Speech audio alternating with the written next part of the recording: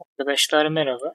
Bu videomuzda size NX'in ayarlarını sabit kılma, özel ayarları işte vesaire gibi adlandırabileceğimiz konuyu göstereceğim. Yani demek istediğim şey şu. Şurada benim ismimle kayıtlı bir klasör var. Bunu daha önceki videolarda bahsettim.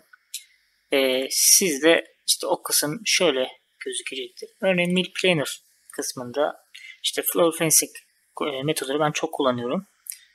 Dedim ki burası full yani ben bu metodu açtığım zaman hep periferi seçeneği olarak gelsin. Burası thickness olarak gelsin. İşte yana kaymam 65 olsun.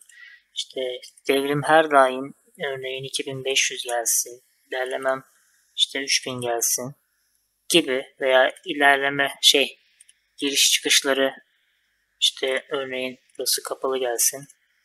Her zaman işte lineer gelsin diye bu ayarların yapıyorum ben.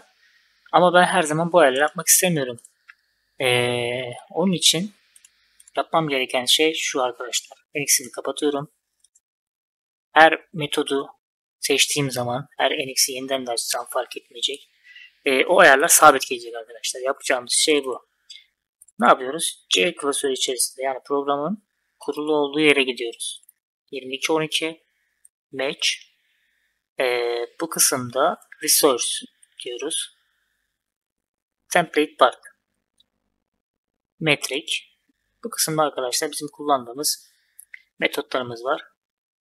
Mill Planner kategorisi içerisindeki olan kısım bu. Buradan açmayalım. Çünkü burada kayıt yapamıyoruz. Bunu kopyalıyoruz arkadaşlar. Masa üstümüze yapıştırıyorum. Kapatayım. Buradan Mill Planner kategorisini içeren partımı açıyorum arkadaşlar.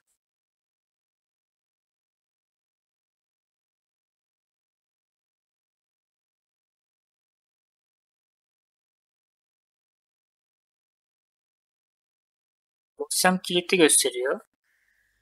E, Demek oluyor ki dosyamda salt okunur. Yani yazma seçeneği aktif.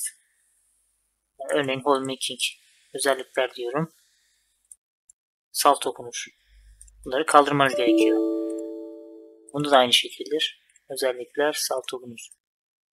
Anca o zaman yazabilirsiniz. Burada kalırsanız da yine yazma izni vermiyor diye hatırlıyorum.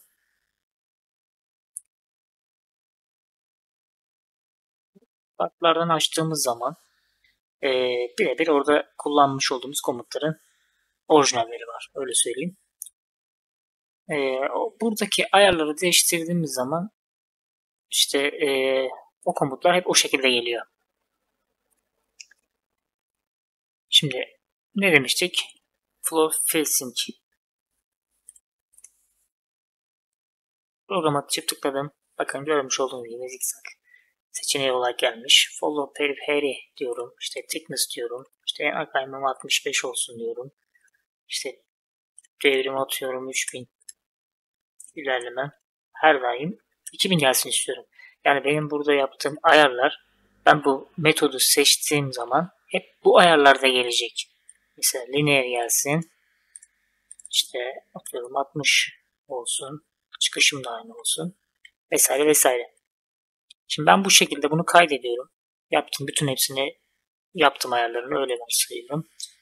NX'ini kapattım. Daha sonra tahmin edebileceğiniz gibi bir planner komutumu partımı tekrardan aynı klasöre atıp değişmesini sağlıyorum. Ee, Daha sonradan da NX'imi tekrar açıp değişip değişmediğini beraber bakalım.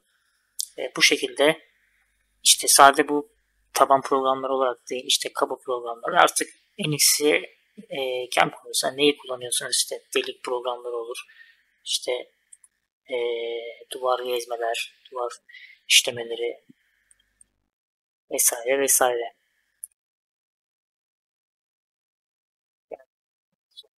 Pozisyon derim. Mill Planner Floor Facing İşte görmüş olduğunuz gibi thickness seçeneği işte 65.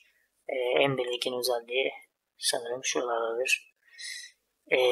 Değerlerle hemen 3000, 2000. Bunlar hep standart gelecek. Bundan sonra ben kendim değiştireceğim. Diyeceğim ki ben bunu gün dizisinde kendim değiştireceğim.